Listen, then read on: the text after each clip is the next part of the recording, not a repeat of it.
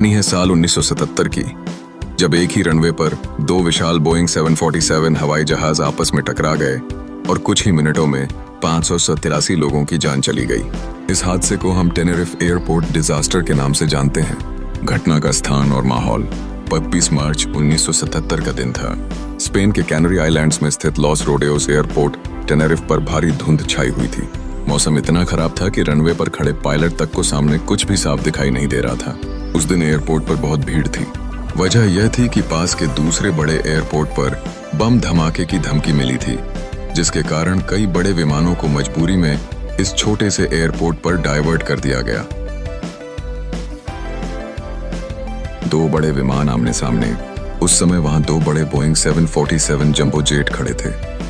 1 KLM royal Dutch airlines का flight 48052, pan American airlines का flight 1736।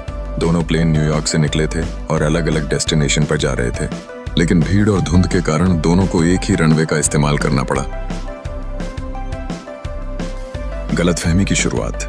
KLM flight को take off की अनुमति मिली या नहीं, इस बात को लेकर रेडियो कम्युनिकेशन में भारी कंफ्यूजन हुआ। उस समय एयर ट्रैफिक कंट्रोल ने पैन एम की फ्लाइट को रनवे से हटने का आदेश दिया, लेकिन धुंध के कारण पायलटों को सही रास्ता समझ नहीं आया। उधर KLM के कप्तान ने सोचा कि उन्हें टेक ऑफ की क्लियरेंस मिल चुकी है। कप्तान बहुत अनुभवी थे, लेकिन शायद अधीर भी हो गए थे, क्योंकि घंटों से देरी हो रही थी। टक्कर का वह भयानक पल।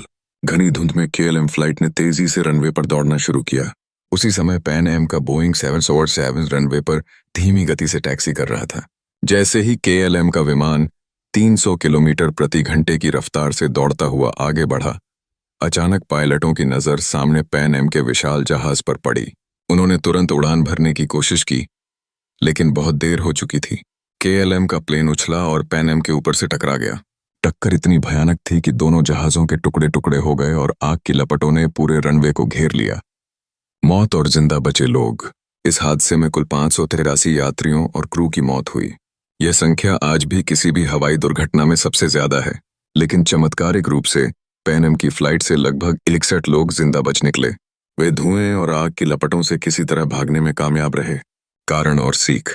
जांच में साफ हुआ कि यह हादसा कम्युनिकेशन की गलती और अधीरता की वजह से हुआ था। एयर ट्रैफिक कंट्रोल, पायलट और धुंध, इन सब ने मिलकर एक भयावह त्रासदी को जन्म दिया। इस घटना के बाद पूरी दुनिया की एविएशन इंडस्ट्री में कई बड़े बदलाव हुए।